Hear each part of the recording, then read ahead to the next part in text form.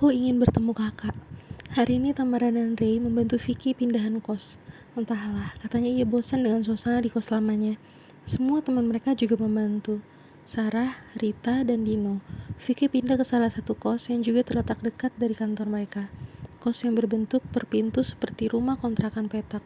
Kos dengan fasilitas standar seperti milik Tamara, dengan kamar mandi dalam dan dapur bersama di luar. Parkiran yang luas dan juga halaman kecil yang berhiaskan bunga hias serba kecil. Dan Tamara mendapati anak laki-laki yang sedang bermain-main dengan bunga di sana. Anak itu berusia sekitar 12 atau 13 tahun. Ia berjongkok dan tangannya bergantian menyentuh bunga-bunga itu. Ya, dia bukan manusia.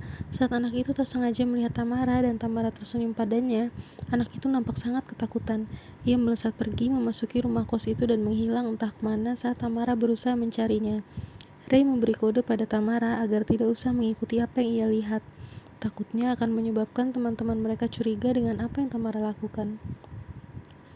Para pria mengeluarkan barang-barang Vicky dari mobil mereka, meletakkannya di depan kamar yang akan Vicky tempati dan dilanjutkan para wanita yang membantu mengangkat barang-barang itu masuk. Saat Tamara mengangkat salah satu dus barang Vicky dan hendak masuk kamarnya, Tamara melihat sosok anak yang dilihatnya tadi berdiri di depan kamar Vicky tersebut. Tamara masih mencoba tersenyum padanya dengan harapan anak itu tidak takut padanya, karena bisa melihatnya. Anak itu menatap Tamara dengan dingin lalu menghilang. Tamara membatin, "Jangan ngobrol di sini, ikutlah pulang bersamaku." Kini Tamara sedang bersiap tidur dan sudah merebahkan diri di tempat tidurnya. Ia terkejut karena melihat ada sosok anak tadi yang ia temui di kos baru Vicky. Tamara segera mengontrol dirinya agar terlihat tenang. "Hai dek, siapa namamu?" tanya Tamara. Anak itu nampak duduk di meja kerja Tamara yang ada di kamar kosnya. "Fikri," jawabnya singkat. Wajahnya masih terkesan dingin padahal ia tergolong tampan. "Ada yang mau kamu sampaikan?" tanya Tamara. Anak itu menggeleng. "Kenapa saya disuruh kemari?" tanyanya kemudian. "Barangkali ada yang mau kamu sampaikan, bisa ceritakan pada saya," jawab Tamara memberi kode pada anak itu agar duduk di sampingnya. Anak itu pun mendatanginya dan kini duduk di samping Tamara. "Maaf, sebentar," ucap Tamara lalu menyentuh lengan anak itu. Tak lama hadirlah potongan ingatan sosok itu pada penglihatannya. Anak itu sepertinya seorang santri di salah satu pesantren. Ia terlihat sangat bahagia di pesantren tersebut. Ia mencintai kegiatan belajarnya di sana. Sepertinya ia anak baik. "Kamu rindu berada di pesantren?" tanya Tamara. Anak itu menggeleng. Perlahan. Jelas bohong, pikir Tamara, karena yang ada di pikirannya adalah pesantren itu. Sebuah ingatan terlihat lagi. Kali ini seperti ingatan akan aktivitas anak itu sehari-hari di sana, seperti bangun pagi setiap jam 3.30 dan melaksanakan sholat malam bersama, dilanjutkan dengan sholat subuh, kemudian dilanjutkan lagi dengan mujahadah. Mujahadah yaitu zikir bersama yang biasanya dilakukan 2 kali sehari, yaitu setelah sholat subuh dan setelah sholat maghrib. Lalu ingatan itu berlanjut dengan kegiatan lain yang juga ia gemari, yakni kajian kitab, di mana mereka bersama-sama akan mengikuti kegiatan mengkaji isi kitab. Dan selain itu juga ia menyukai kegiatan latihan khotbah, sebagai ajang untuk latihan berbicara di hadapan orang banyak. Fikri terlihat sangat percaya diri pada pelajaran itu. Sepertinya ia cukup gemar berbicara walaupun cenderung sering bersikap dingin pada siapapun. Dan yang terakhir ada di ingatannya adalah momen makan bersama dengan teman-teman sepondoknya. Sangat menyenangkan. Mereka terkadang masak bersama pula dan dimakan bersama juga. Tamara menarik mundur ingatan sosok Fikri ini. Ia berasal dari keluarga yang berkecukupan, memiliki seorang kakak laki-laki yang bersekolah di sekolah biasa. Tapi hubungan Fikri dan kakaknya ini amat dekat, dan ia sangat mengagumi kakaknya, serta ingin kelak menjadi kakaknya yang sangat berprestasi di sekolah. Fikri menikmati hari-hari yang ia jalani di pesantren tempatnya menimba ilmu. Walau ia hanya ditengok orang tuanya 1 bulan sekali, itu pun tidak selalu dengan kakaknya. Ia anak yang baik dan ingin menjadi kebanggaan orang tuanya. Namun tiba-tiba saja ia jatuh sakit demam berdarah. Orang tuanya segera menjemputnya dari pesantren dan membawanya untuk dirawat di rumah sakit. Ia tidak memberikan perlawanan sama sekali dan mengikuti saja apa yang diperintahkan orang tuanya. Ia memang merasa tubuhnya sudah sangat lemah dan butuh perawatan khusus. Namun selama ia menginap di rumah sakit, kakaknya tidak menjenguknya, karena kakaknya sedang ujian kelulusan SMA-nya. Ia mengerti, namun dalam hati juga kecewa karena ia sangat kesepian tanpa kakaknya, walaupun ada orang tuanya.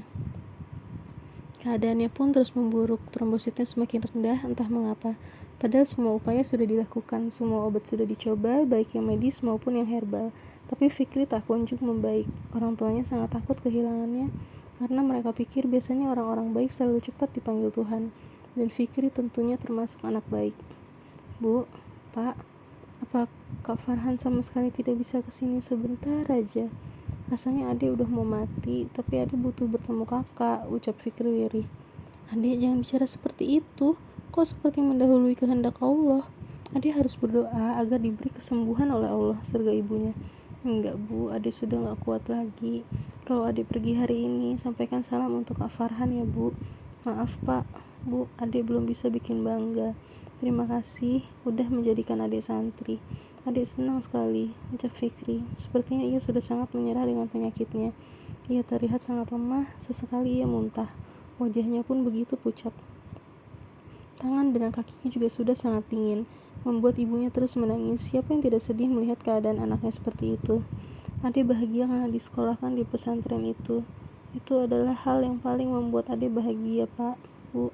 Tapi Ade masih ingin ketemu kakak untuk terakhir kalinya, ujar Fikri lagi dengan lirih. Ade jangan bicara seperti itu. Ade pasti bisa sembuh, nanti bisa pulang dengan kakak. Lalu sekolah lagi, ujar ayahnya kali ini sambil mengusap kepala anak bungsunya itu.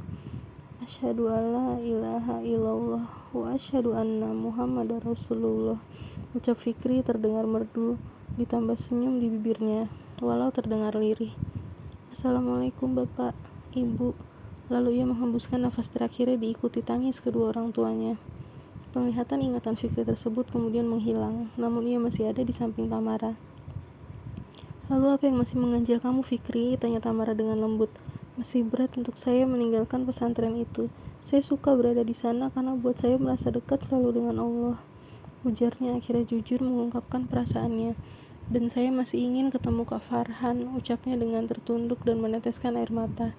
Kamu anak baik Fikri, lebih baik kamu ikhlaskan semuanya dan pergi ke tempat yang seharusnya, ya, ucap Tamara. Beberapa saat Fikri terdiam, namun akhirnya ia pun mengangguk. Apa saya yang seperti ini tidak bisa lagi tinggal di pondok, agar saya bisa mengikuti semua kegiatannya? Tanya Fikri masih belum bisa ikhlas dengan keadaannya. Sebaiknya tidak Fikri. Ayo, terimalah takdirmu, tempatmu bukan lagi di sana, ujuk Tamara. Dan kali ini Fikri mengangguk lagi, tersenyum pada Tamara, mengucapkan salam dan akhirnya benar-benar pergi.